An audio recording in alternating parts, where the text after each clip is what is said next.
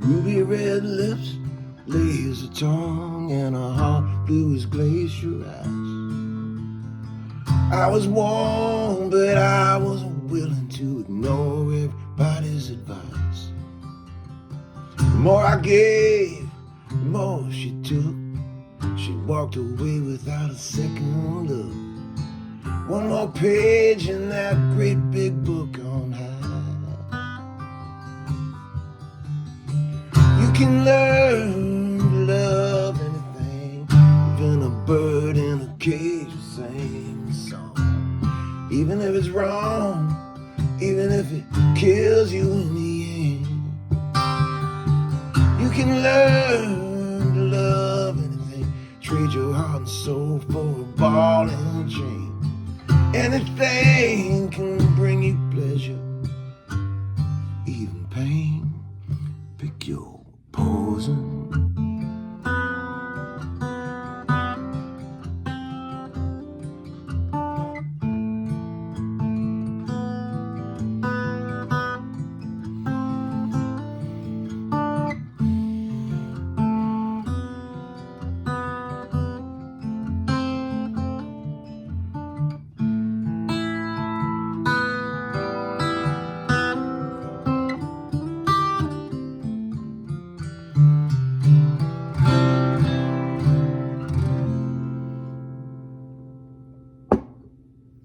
That sound. Hello, friends. Y'all probably feel like you're watching a Uncle Larry impersonation video at this point, but dig it. It's the real Uncle Larry.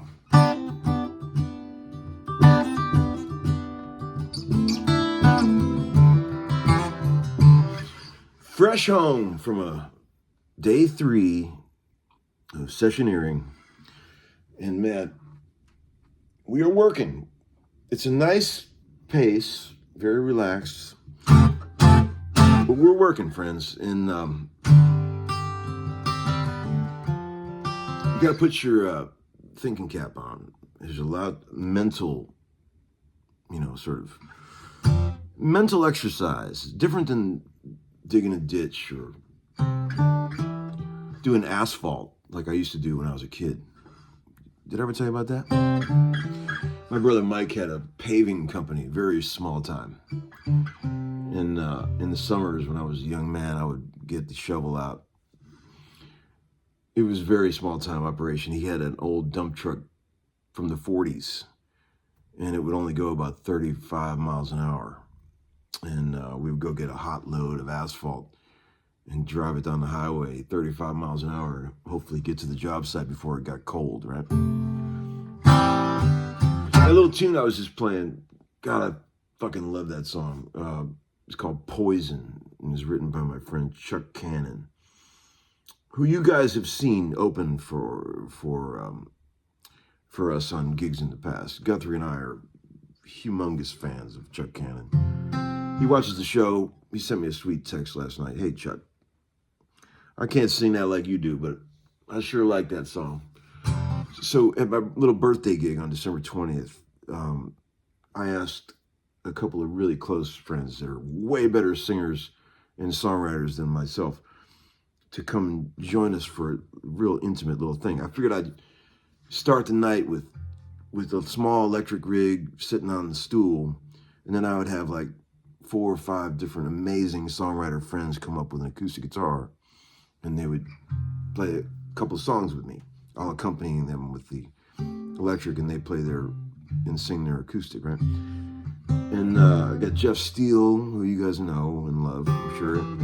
Chuck Cannon, Dave Pahanish, Jed Hughes, and Dave Panish's wife, Kristen Lee, who is an amazing singer. And maybe a couple others. And then after that, small little Christmas intimate thing, we're gonna bring the little band up and just do some old R&B, just to get us all in a good mood, you know, because I think it's a Saturday night. You can't really do a Saturday night at 3rd and Lindsley without getting some funk and some rock and roll going.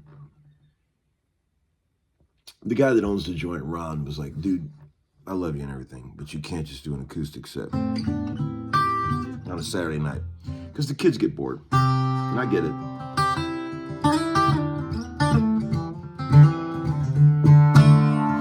This old 64 J50.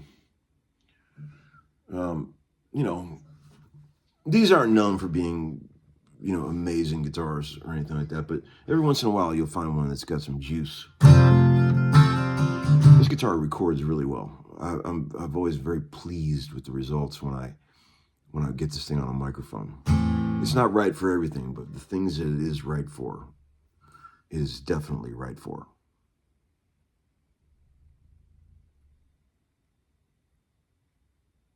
When you do the stare thing in your impersonation, you kind of have to make it look like the camera froze. No eye movement. You got to just get right in there. It's part of the Uncle Larry thing. It's a gag he's got going. So last night, we had an interesting night. I had the boys and Leo, who is very musical, my youngest son. He's got an amazing ear. I already know that he's got the most deadly musical ear, even though he doesn't really actively play instruments like Marshall does. He plays a bit of piano, and he really wants an electric drum kit for Christmas. So he's been, he told me the other day, I want to start playing drums, and I want to do the talent show this year with you playing guitar and me playing drums. And he wants to do that old MC5 song, Kick Out the Jams, of course. So we were working on that last night, and he learned his first drum beat, and it's just fantastic. And before that, I showed Marshall that Jeff Sen Model 1 guitar that I showed you guys. And I said, hey, man, what do you think of this thing? And he took it in his room, and he played it for like over an hour, and he came out, and he goes, Dad, that's the best guitar I've ever had. And I was like, really? I go, you like it better than your 62 SG and your old Les Paul and everything? And he said, yes, it's better than all those guitars.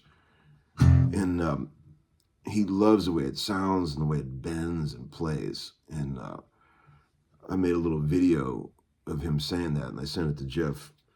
And Jeff said, man, that really made my night. You know, it's sweet. But Marshall loves that guitar. You know, and it's cool seeing that from him, you know, like, you know, he loves old shit like his dad, but he doesn't care if it's old or new. He just likes the guitar, whether it's cool or not, you know? And he just really connected with that thing. He loves the way it plays. He says it plays better than any guitar I have. So take that from him. He's a big bender, and he likes the way that thing feels when you bend, you know? So take that for what it's worth, and maybe go check one of those guitars out, the Eastwood Sen Model 1. They're very inexpensive, you know, compared to, I get in trouble every time I say something's inexpensive, and then I'll throw out like a number like $1,200. Everyone's like, yeah, that's real inexpensive, Larry. But I'm talking about in the big picture of, like, what does a new Les Paul cost? $3,000, $4,000? You know, I'm saying in the big picture of things, $1,200 is pretty affordable for a guitar. But there's all these folks out there, and whatever you're into, but that think that $500 is the most you could ever spend on a guitar. That's great. Go ahead and do that. I'm totally cool with that. But also realize that $1,200 is inexpensive for a guitar, especially when you can spend $350,000 on a '58 Les Paul Standard if you wanted to, right? So I think that's definitely worth looking into.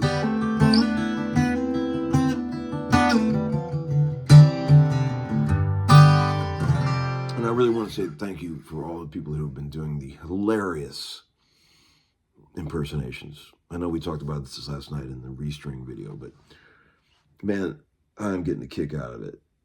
It's really funny, as I said, to notice what little things you pick up on, you know.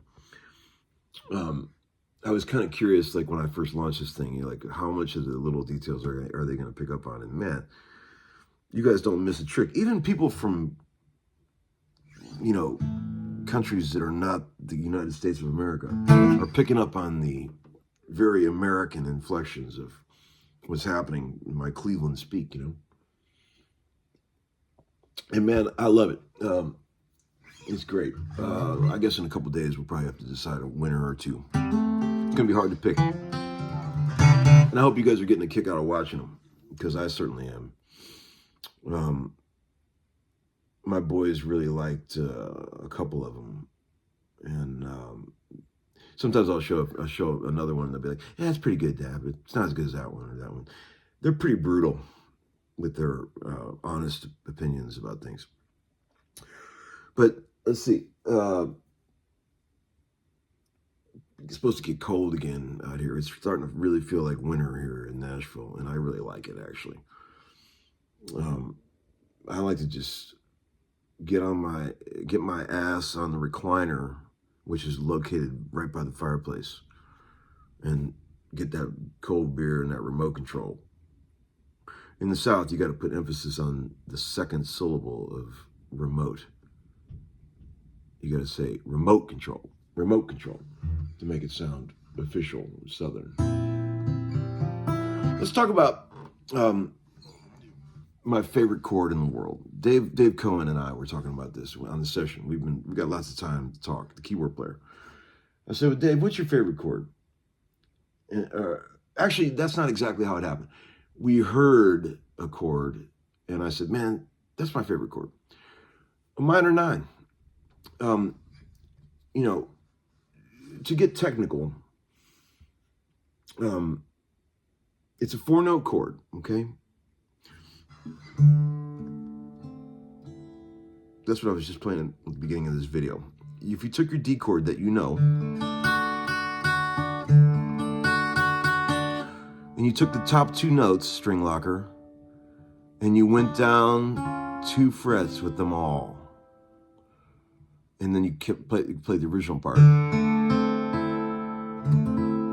That's one of a million ways you can voice a D minor 9. 9 meaning 2, the second note of the scale. Do, re. You put that 9 up on top, and then you flat that octave to make it a flat 7. Now you can get into this, where you leave out the other high notes. So root, 3rd, flat 7, 9. From low to high, X5 3 5 5.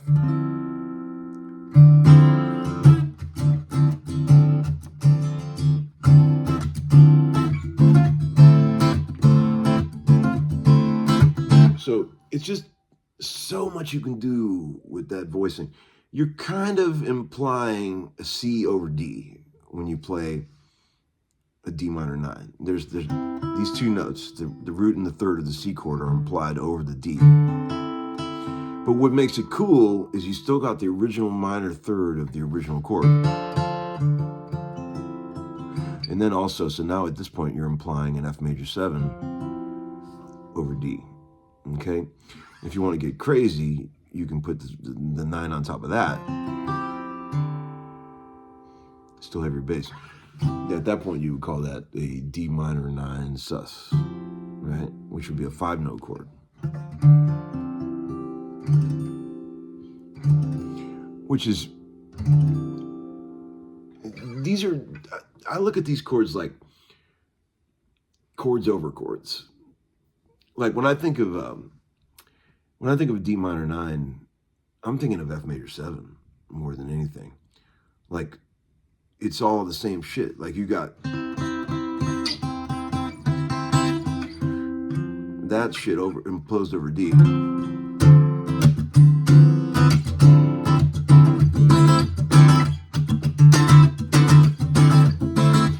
This is the type type of shit I'm talking about as far as knowing the neck. Let's see. Same chord, but you've got it in 3 different places. I can't really play the third here, so I gotta go. Listen how different they all sound.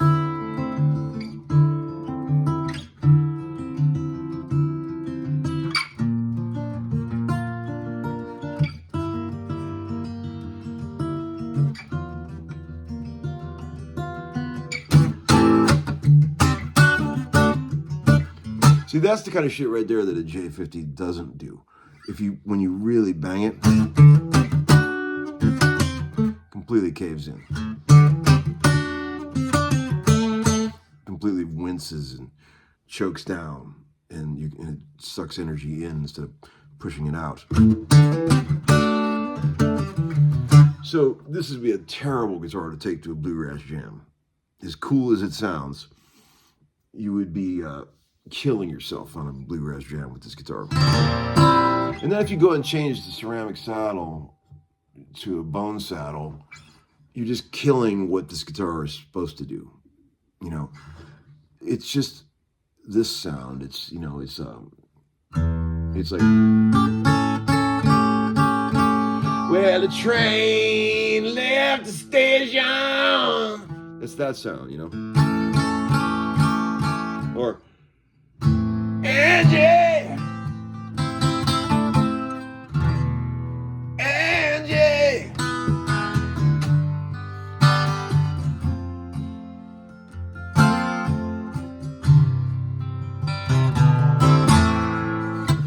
The other night when we were in New York, Anton Fig came to the gig, and Andy Hess, the bass player, and we were hanging around in the back in the dressing room, and I had the guitar, and we were all just going, Andy! And he was laughing, and that was a fun night. Anton Fig was there, and I'd never met him before, and him and I had a nice little chat for like 20 minutes or so. What a cool guy he is. An amazing drummer that has played on lots of big things and played with a lot of people. He was the late night David Letterman drummer forever. He said he did that gig for like 30 years or something like that. I couldn't believe it was that long. He also played drums in one of the most iconic drum licks on one of my all-time favorite songs, which is Rip It Out by Ace Frehley off Ace's solo album. Dig that song and listen to the drum break in the middle. That's Anton Fig. And I asked him about that first thing. I said, dude, that drum break on Rip It Out. He's like, yeah, everybody always asks me about that. I said, where did you guys do that? He said they did it at a studio at Radio City. And he was like 19 or something when he did that. He grew up in Cape Town, Africa. And he was very young when he did that. And man, that's a fucking banging track. With one of my favorite guitar solos of all time too. Ace Frehley's solo on Rip It Out is the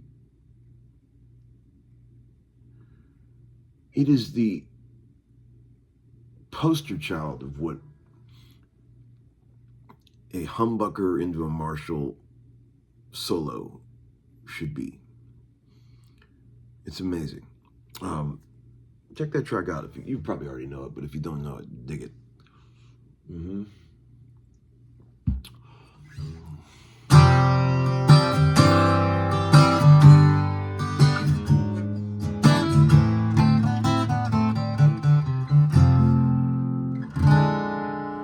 I got a little black book with my poems in.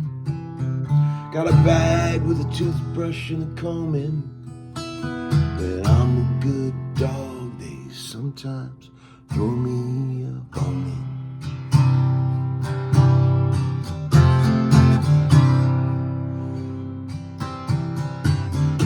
Got elastic bands keeping my shoes on. Got those swollen hand blues. What's the words? I got 13 channels of shit on the TV to choose from. Got wild staring eyes. and I got a strong urge to fly.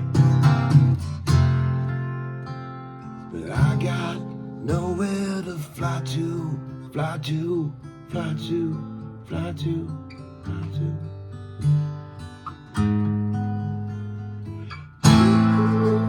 I can't hit that note. Oh, babe, when I pick up the phone, there'll be nobody home. My kids were laughing at me the other day because I was trying to sing a song in the living room, and they were like, Dad, you sound good until you try to go for those high notes. They get it. They understand. But anyway, all right, friends, off to work again tomorrow. Hope everybody's great out there. I think we've covered a lot of ground tonight, and we've dipped our foot in several different areas that could be helpful to the homeschooling community. All right, friends, have a great night. Class dismissed.